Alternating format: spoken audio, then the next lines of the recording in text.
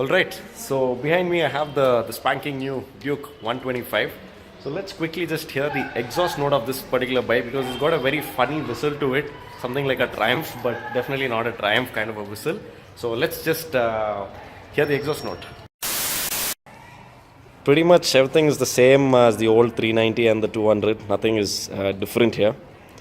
So let's crank it up. So it does have that typical KTM sound. So let's take it to a little bit of the exhaust and see what does it have.